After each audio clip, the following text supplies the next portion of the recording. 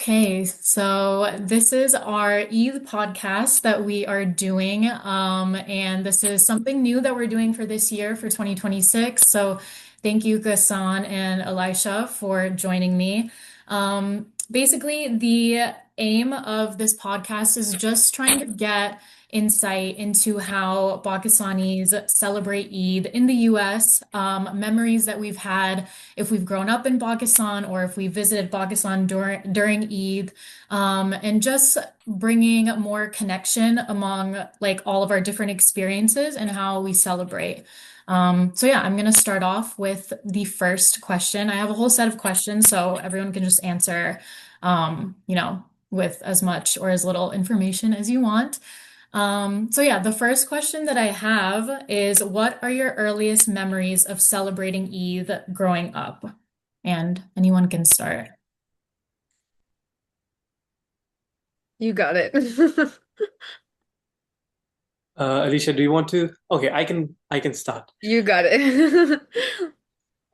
Thank you. So my name is Ghassan, and I grew up in Kashmir in Pakistan.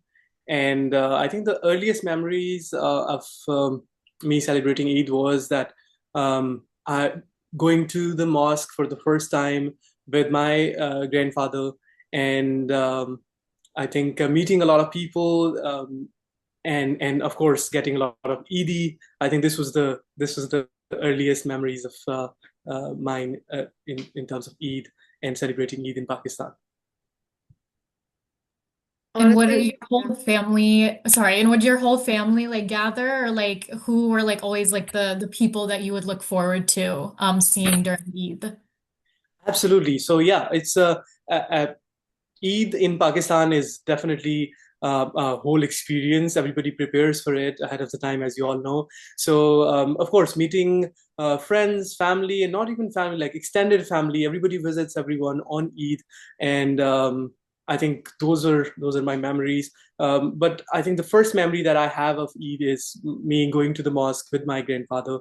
But of course, meeting everyone, families, friends, and of course. The mandatory sheer khorma in the morning. I think those are the best things. Awesome. Okay, sorry, Elisha, I had cut you off before. You're so good. I mean, I was just gonna reiterate what Kassan said. My name is Alysha, by the way. I am from Oklahoma, grew up in the US, but my family's originally from Lahore. To be honest with you, I think the earliest memories, I don't have a particular early memory that I can think of, but really similar to Ghassan, like going to the masjid was a big part. I think especially in the US, oftentimes there's not much family around because family is sort of scattered. So personally, I don't recall growing up around a lot of family and spending a lot of Eids with family other than like my nuclear family. So the masjid was like the closest adjacent to that and going for namaz in the morning. And then obviously Eidis, I feel like as a child, that's the first thing you think of when Eid comes around before you really even know what Eid is. You know that you're like making money that day. So, yeah, that's like it's not a very particular memory, but very similar. Awesome. And yeah, do any of you have like an Eid tradition from your family that has stayed throughout the years, or something that you have recently adopted in your families as a tradition? You wanna go? I You can want to go. go? Yeah. I can take this one first. We can switch. Yeah. So my family's a big chai drinking family. So I feel like in the morning it's really typical to like have, I mean, we're Pakistani. I feel like food is always a big deal, especially after Eid, after you're fasting, the Eid after you're fasting. So I can't recall for how long, but for some time, there's been a tradition in my house where my dad would get up early in the morning and make chai, and then my mom would make samia. I know there's like a discussion of how it's samia or samia, or we call it samia in my house, but my mom would make those, maybe occasionally some like light peckish things to enjoy. And so we would just, to be honest with you, most of the time getting ready, I feel like this is a a trope in any Pakistani girl's life, but most of the time when we're getting ready to go for namaz, I'm the one who's late, and so I don't particularly get to enjoy this chai breakfast setup, but it's a tradition in my house. I'm typically like grabbing a cup as we go out the door on our way, so. So yeah, in my case, normally around Chandrat, because a lot of people who are doing etikaf, they generally end their etikaf. So um, I think we used to go to those, meet those people, and have get-togethers with the cousins. And generally, Chandrat can be, you don't get to sleep a lot. So I think getting up early in the morning used to be a issue for me. But then my Ammi used to make savaiya. We call it savaiya too, but whatever you guys say. But yeah, so anything sweet. I think that's the tradition that I think stays with us, and I think most of the people in Pakistan, they do that early in the morning, and then praying early in the morning, and then going for the Eid prayer. It generally happens very early, so preparing for that. I think yeah, that is definitely something that I miss here in US. And I think having something sweet in the morning, that is a tradition. Probably everybody has it, but I think that stayed over the years. And I'll add on the itikaf tradition was something really new to me. So we also have like family friends that will do itikaf. And I didn't realize in Pakistan it's like I don't know, you probably know the wording better, like itikaf se nikalna or something like that, or I don't know what the exact phrase for it is, but we have a really good family friend that does itikaf each year. And so my mom was like, this is a big thing in Pakistan when you like take someone out of their itikaf. So we would go to the masjid and bring like trying to replicate the Pakistan vibe, bringing like flowers and surprising them to like get them out and be like, oh, we've seen the moon. It's time for Eid. So Nice. And I know we've been talking a lot about traditions and celebrating, but yeah, I wanted to ask, what does Eid mean to both of you personally beyond like the celebration or traditional aspect, especially since at least like the first Eid that comes in the year, it's after Ramadan, it's after a month of observing and being very, ideally spiritually aligned and just staying very like connected and close to Islam. So yeah, I'm just curious to know how you guys interpret it beyond like the celebration and aspect of it. Um, so that's a great question, and a very deep one as well. So I think for me, Eid is just full of joy and happiness and celebrations, and I cannot even think of Eid beyond that. In that way, just meeting family, having a lot of celebration, and then having a lot of different kinds of food, going to places, and in Pakistan, I at least in Kashmir, we used to go to like almost all the houses of the relatives and extended family, and going there and eating like different kinds of food. And I think it's all about celebrations for me. So I cannot think of anything else for right now. But it's celebration, joy, meeting people, socializing, catching up with friends and family and extended family. And I think it's more about celebration for me. yeah, I think similarly, I think it's this is a really deep question. Sorry you had to go first. But I think something about Eid that I find particularly unique is that, we spend a month full of days that are long but nights that are short, and in its entirety, Ramadan doesn't feel like it feels like it goes away in the blink of an eye. And I feel like especially as I've gotten older, I've come to value taking Ramadan as like more of a break in a way. I think it's really easy to like get caught up in, school, work, whatever the case may be, and using this month to sort of center yourself is I think I really appreciate that. And I think Eid comes as like you said, Ghassan, as a celebration, but I would love to think of it as a celebration of your accomplishment during the month as well, because I feel like fasting, especially fasting in America, when you're fasting around people that like really don't understand what fasting includes, can be really difficult. And you sort of have to put that aside and really gain confidence in not just your religion, but your like tradition as well. And so I feel like that's the nice part about Eid. Beyond like the celebrations, the eating in the day, having your morning coffee, whatever. It's nice to think about all that you've been able to accomplish and grow in the past month, like setting aside so many things so you can pray in the middle of the day or whatever the case may be. So Yeah, I really like how you mentioned like the part about mentioning it to people that don't understand Ramadan or Eid to the full extent. It's a good segue into my next question. Um, is did you ever have to explain Eid to classmates or coworkers? And what have been sort of your experiences doing that, good or bad? Because sometimes it can get a little awkward. I know in my experience growing up in the US, sometimes it can be awkward because it's like the typical, like, you don't have any water, like, out all day. And I'm like, yes, but like, it's not technically like all day. So it's interesting to explain it to the people around you.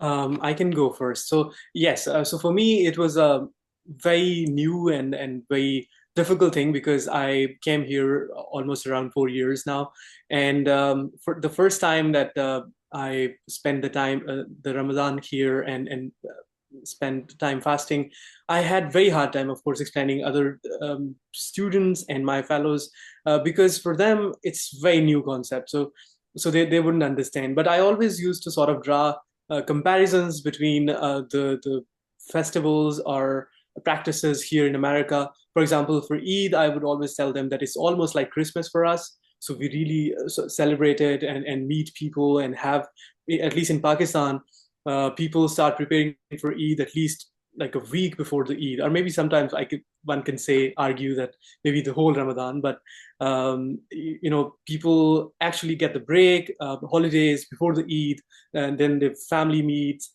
and you go out, you celebrate. So it's almost equivalent to Christmas. So I always try to establish that equivalence whenever I'm trying to explain it to other students who are not exposed to our culture. But it's always fun to explain that too, because they're always very interested and intrigued, and they always try to learn more. And for them, it's very new. They don't understand. Oh, how can you not eat and drink for the whole day? And then after 30 days, why are you celebrating? So I always try to tell them the philosophy behind it and how we do it. So it's always fun to explain that. Initially, of course, it was a cultural shock for me because while growing up in Pakistan, you don't even question these things. You don't even think about these things. You just do it. You're part of a group and you just do things, celebrate and all that. But I think coming here, it also sort of explaining it to them. It also gave me the opportunity to think about it. That how do we do it, why we do it, and all of it. So it was definitely fun. Not initially, but now it's a lot of fun explaining to people and sharing our Eid celebrations with them. yeah, I mean, I can definitely like I can understand it's probably so I grew up in Oklahoma, where no one my whole life I've spent explaining what Eid, what Ramzan is. So I completely understand where you're coming from because it is such a cultural shock going from like not having to explain it at all to having to really like conceptualize how to explain it to other people. I get asked questions about it all the time. I anticipate as long as I'll live in the States, I'll get questions about it as well. I think something that I struggle with the most when explaining it to people is trying to convey the depth of like Eid and the depth of Ramzan because I think it's really easy in like Muslim countries and even where there's like more Muslims. So I lived in London for a year. I spent part of Ramzan there. And I think there, because there's so many Muslims, people tend to understand like Eid is a big deal, right? But I think in the US, because maybe not as many people are exposed to other Muslims, it's difficult to like really convey like this is a big deal for us. Like this is a really big holiday. We've been looking forward to this. Like sometimes, to be honest, like the second Ramzan ends, I'm like, okay, time for the next one. Like I feel like it's hard to, and I don't know if either of you have like thoughts or advice on this, but I think that's the most difficult part because yeah, the questions about like water, food, I can sort of I can get through those. But then I think even at the end of the day, it leaves behind this like gaping question for some people of like, why are you doing this? Or why is it important to you to do this? Or why do you like, why are you taking school off? Why are you doing that? So Yeah, I can definitely relate to that. I think people don't understand just even from like a simple aspect of like, oh, we've like this usually isn't like a holiday that you take a day Yeah. off Yeah. for. So it's sometimes hard for to trace the equivalence of like, no, like, but it still is just as important Yeah. as another US holiday that we Yeah. do get a day off for work or for school. So I can totally Yeah. understand that. Yeah, for sure. And honestly, like I think it just, I don't know. I think it as you move on in different phases of your life, you definitely experience like the people that think about it for you. Like, I mean, in my workplace, like I've had people say, like, if you need like the whole month to work from home, like people are super accommodating or people just like don't even think about it. So it's interesting how, yeah, other people perceive it like once they Yeah. know, like, okay, this person's observing Ramadan and they're observing Eid. Yeah. I'm curious. I want to ask Hassan a question. I don't know if this is allowed. I'm like flipping a Yeah, script totally. Yeah, on the totally. podcast. But so yeah, I'm curious, do people in Pakistan like what is sort of the etiquette of Ramzan while you're in Pakistan? Because for us, like I'm sure Myra, you can also relate. Like I go to class from 8 to 5. I'm in clinic. I'm in medical school. So like by the time I get back, I break my fast, go to Tarawih, and then that's that. But it's like every single day your day is like I don't know, it's you're incorporating fasting to your day. You find time to pray and such. But is it different in Pakistan where like everybody is or like do you take more breaks? I'm curious what the experience is like because my parents will talk about it. It seems great, but I would be curious. Yeah, that's a great question. So, it was definitely a cultural shock for me when I first came to US and spent one Ramadan, the first Ramadan here. Absolutely, there's a huge difference. So in Ramadan in Pakistan, I think, of course, I don't want to generalize, but I can talk about my experience. Um, the work days are generally shorter for sure. There are a lot of accommodations involved. Most of the people work only from 10 to 2, at least the kind of jobs, for example, related to education and the all the office related work. The 9 to 5 jobs are always, I think, the workday ends definitely a lot more earlier than normal. So it's a lot more fun to spend time in Ramadan in Pakistan because there is not a lot of work pressure. Everybody understands that. There is a cultural context, so everybody is specific. Like you don't need to explain it to anybody else. So it's very sort of it's not as hectic as here in US because here, as we all do, we do all the work that act like it's a normal day for us, and we do our work from 9 to 5 or whatever our routine is, and then we try to accommodate our Ramadan in it. So I think in Pakistan, it's definitely a lot more fun, easier, and not a lot of work during Ramadan, at least in most of the cases, and you get a lot of holidays by the end of Ramadan and the Eid. At least some people get like 2 weeks, some people get at least a week off, and it's just a lot more fun and a lot more easier. Here in US, it can get hectic for sure. Yeah, I can't imagine. I'm so excited for the day that Ramzan comes around, like winter, because then we'll have break and we'll get to like experience. But I'm sure it's like a lot of fun because you can stay up and like eat throughout the night and then like maybe sleep in a bit more. Whereas here, like, you have to be more cautious of that. So Yeah, you have to like go to work the next day, go to school the next day. I know. Yes, I just want to share that the first Eid that I celebrated in US, I didn't know how to sort of ask because generally in Pakistan you're not used to asking for accommodations around your religious sort of events or celebrations. So I didn't know how to approach it. Uh, so I ended up attending a class on the Eid day because I didn't know how to communicate it to my professor. And so the first Eid here in US that I celebrated was basically in my classroom. And that was completely a sort of a cultural shock for me because in Pakistan, generally, I think the very like the professions like police and doctors, I think I'm not sure how do they celebrate it, but on average, I think people cannot even think of working on Eid day, and even a few days before Eid day and a few days after Eid day. So it's definitely very different here in US, but it's fun in its own ways. Yeah, definitely. which leads me to my next question, talking about, yeah, balancing like Eid in the US. How do you feel like, and I know we've talked about this a little bit before, how do you feel like the role of like the local mosque or like the local like Muslim communities, how has that played into like how Eid has felt in the US for both of you? And has it made it like a positive experience or like certain people, in the mosque, anything like that that you guys want to share? Yeah, I can start on this one. So, as I mentioned earlier, I'm from Oklahoma, and I know when people think of Oklahoma, they don't think of a lot of Pakistanis, but I'm really lucky to have grown up in a really strong Pakistani community here. There's a lot of us, and our community is growing, but when I was growing up, it was at the size that you could invite everybody to one place, and it was small enough, but big enough. So I think that's something I really appreciate is that we have a really strong sense of community in the masjid and outside of the masjid as well. And I think that really helps to preserve a lot of the cultural traditions because obviously I have not spent a Ramzan in Pakistan before.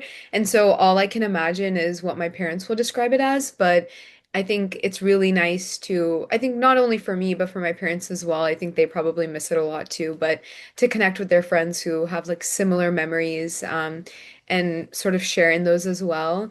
In terms of the masjid, like I said, we have a smaller but biggish community. I mean, it's small compared to like New York, but still relatively large. And so I grew up going to like a local masjid. We have about four in the area that I live. And so I grew up going to one, and the aunties in the masjid have seen me literally since I was like very, very early stages of life. They've seen me through like many different phases as I think about it, I'm like all the exams, the big exams I've taken in my life, I spent the night before at the masjid reading Isha. And so the masjid holds like a really special place in my heart. And I think during Ramzan, it's even more special because you get to see people more frequently. And it's nice. I feel like sometimes we like take that for granted, but it's really nice to connect with people, like know that, during this month you get to connect. And I miss it a lot when I'm not there. When I was in Connecticut for my undergrad and I used to miss my local masjid.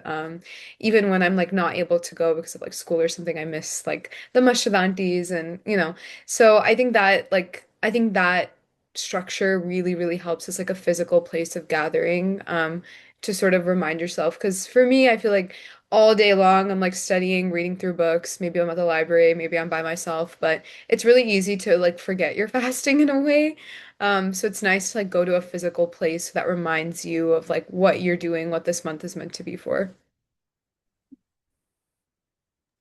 So for me, I live in Columbia, South Carolina. So we also do not have a big Pakistani community, but it's big enough. And the good thing here in the masjid is that you get to meet people from different cultures, not only from South Asia, like India, Bangladesh, and Pakistan, but also from African countries and from Middle East and from all over the world. So I think that's a great experience. And then masjid, I think most of the time, either Eids that I celebrated here in US, I think I celebrated most of the time. I've spent most of the time in masjid because masjids here are sort of a not only mosques but also community centers as they should be everywhere. But here they're like more intimate, and as Alysha mentioned, people know each other. There is a sense of community, and I think most of the Eids that I celebrated and spent most of the time was in the masjid. I got to meet a lot of people, and we have good food, and it's always fun. So I think masjids play a very important role, and specifically here in the South, in specifically in South Carolina, when there is not a huge community. So out of the mosque, there are not a whole lot of opportunities to socialize and meet a lot of friends, and specifically for people like us who are students who do not have family or extended family here. So I think masjids are going to masjid on Eid day and going there to meet people and celebrating with them. I think it's a great opportunity, and I always love that.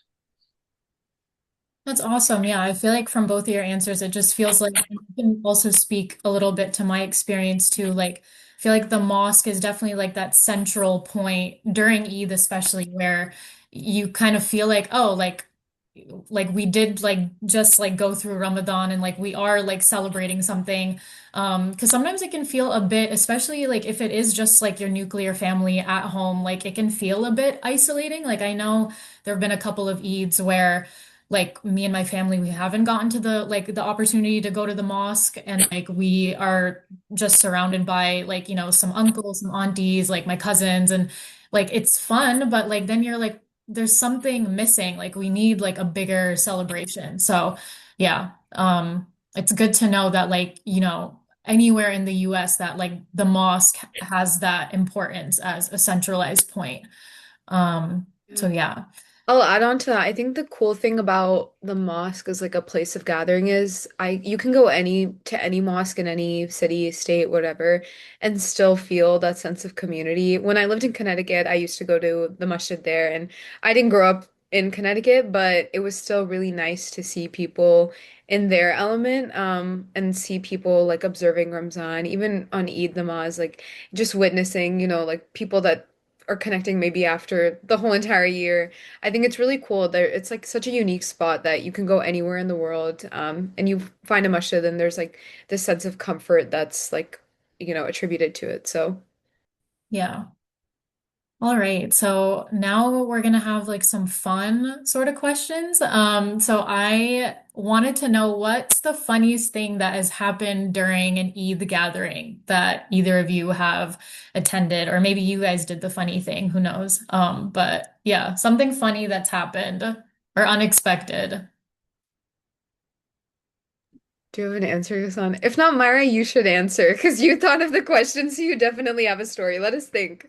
Yeah, I mean, I don't know. Honestly, I think especially in my teenage years, and I think you definitely like alluded to this, where like I think the girls in the family like just love getting ready, and like I mean, I still Yeah. take it pretty seriously, but like I think in like my older teens, early 20s, like I took that to like some whole other level where like if I didn't have like my Eid picture, like the whole day just didn't like feel like Yeah, it nice. didn't count. It didn't count exactly. No, It it wasn't didn't Eid. count. And like it would be like everyone else's problem too. Like I'm the youngest in my family, so it'd be like my brothers would have to be taking pictures, my mom would have to be taking pictures. Like someone would just have to get the right picture. Dang.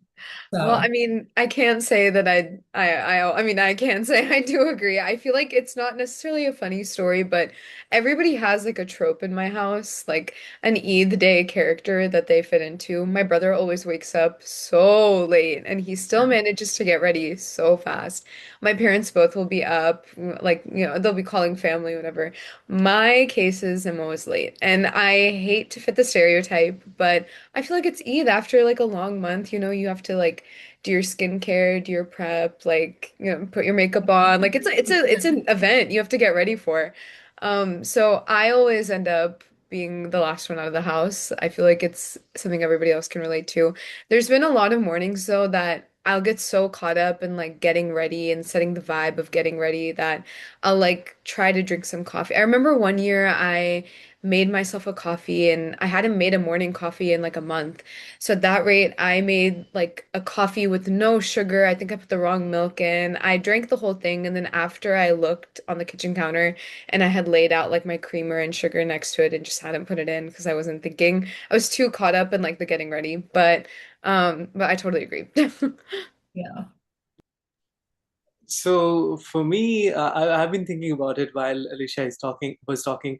So I think again, I think that's the same problem with me. I always, because your routine gets so disturbed around Eid, or basically before the Eid. As I mentioned on Chand Raat, people like do not generally sleep, or like sleep very very late. So I think it's, for me it's always difficult to get up early, very early, and go for the Eid prayer. So I think the one thing that happened, the funny thing that I can recall, was that because of me, I think I was late, and a lot of my cousins, and they were waiting for me, and we all were planning to go to mosques together for the Eid prayer. And what happened was that because of me, everybody got late, and we were like almost in front of mosque when people sort of started praying. when we reached there, everybody was already sort of there is a mandatory. Generally, people meet like the greeting, and that happens.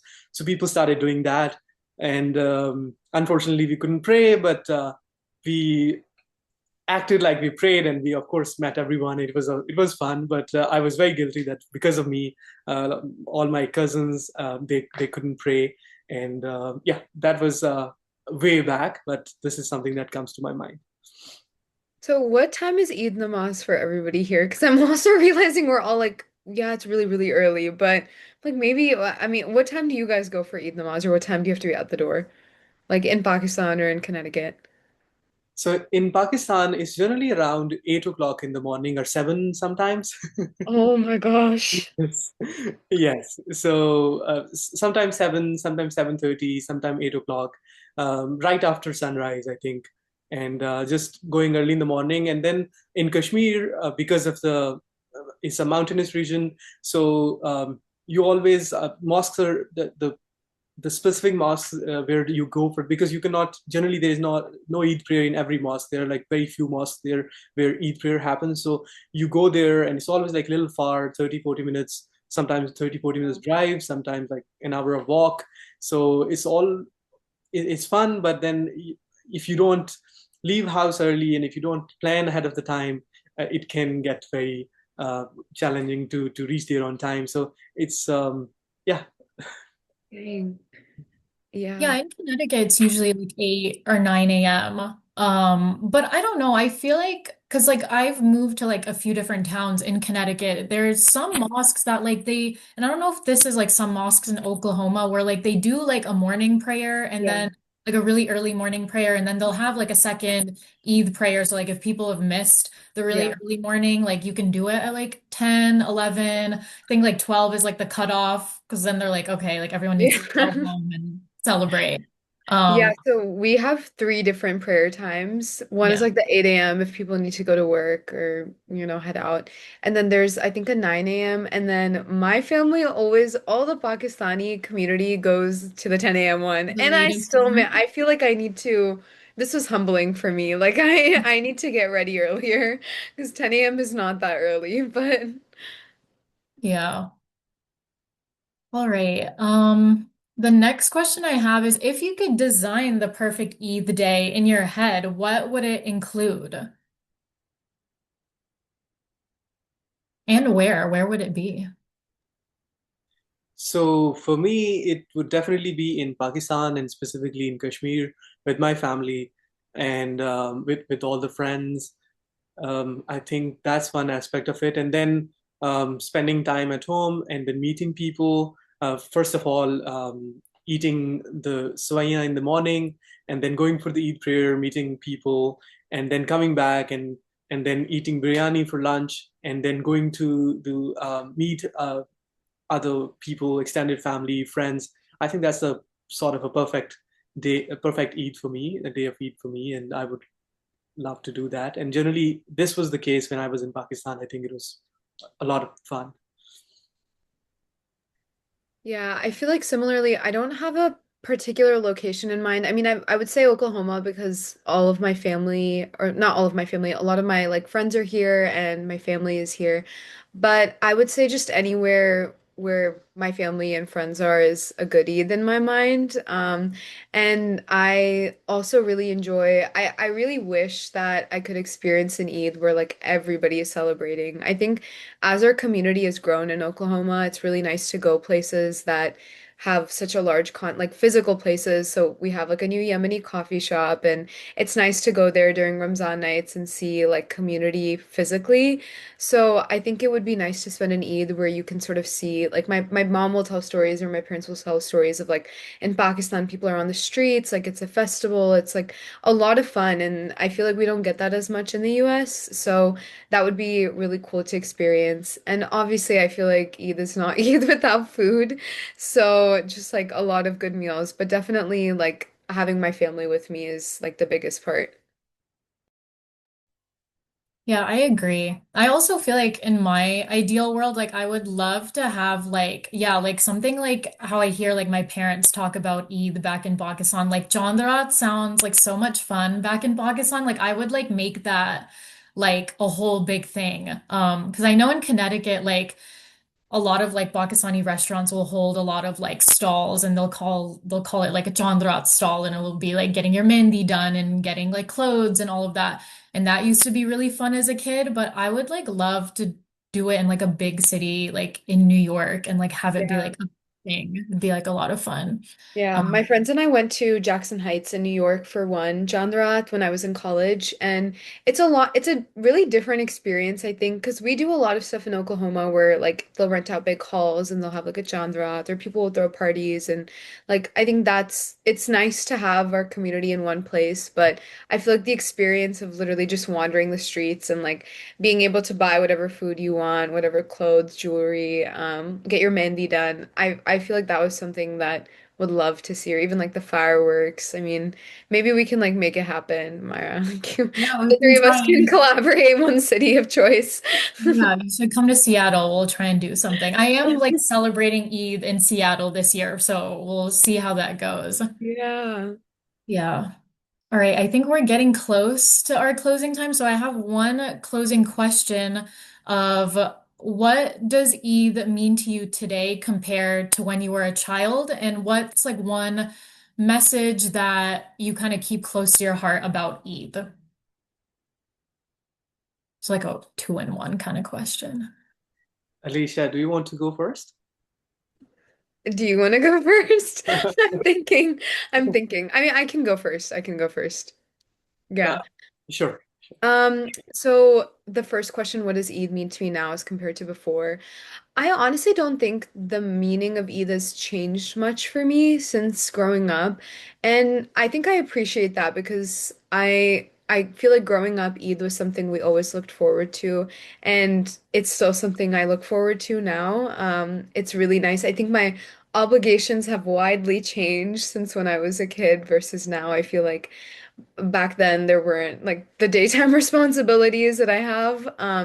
And so I think being able to like maintain that sense of excitement and joy amidst like all of the obligations you may have is really exciting. Like even this call has gotten me excited for next week. I'm like, I need to sit down and think about what I'm wearing because I don't know if I have that yet. But yeah, so that's I think one thing that I would say. And then a certain messaging about Eid, I guess for myself. I think one thing I really like appreciate about Eid, and I talked about this earlier too, but I think just being forgiving, practicing forgiveness to yourself during this month is really important to me because I think a lot of us set out at the beginning of Eid with a lot of goals, and a lot of ideas of how like these 30 days will be transformative, and they are in a lot of ways, but I think especially as we celebrate Eid in like the modern day, with like in America it's difficult to like reach all of those goals. And so I think when Eid comes, it's easy to put like a stop sign on those ideas and be like, okay, I'll pick back up on them when next Ramzan comes. But I think being forgiving to yourself and just using this time, I like to view Eid as like a new year almost, like viewing between Eids as like a year of progress and growth in ways. I think about my life like a year ago when it was Eid last year and now, and things are so different for me. And so just using this as like a way to be forgiving to myself of like, okay, maybe I wasn't able to accomplish all of my goals this Ramzan, but I have a whole year in between now and the next to improve and do better so that I'm ready for the next Ramzan, the next Eid. So yeah.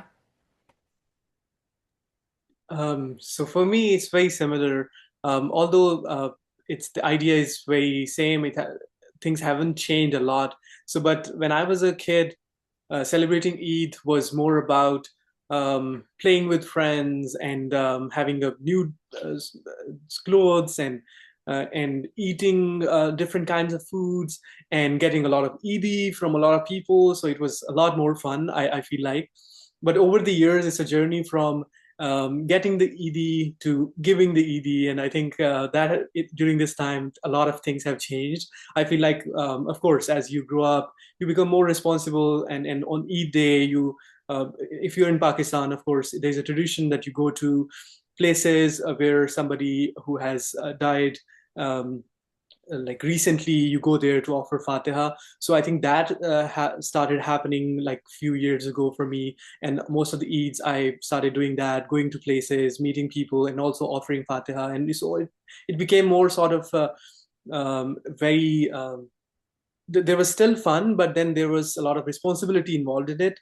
So I think it has changed a lot, but still, I think the essence and the meaning, I think that remain the same. And I love celebrating Eid, and I think that thing has been constant since my childhood, I feel like.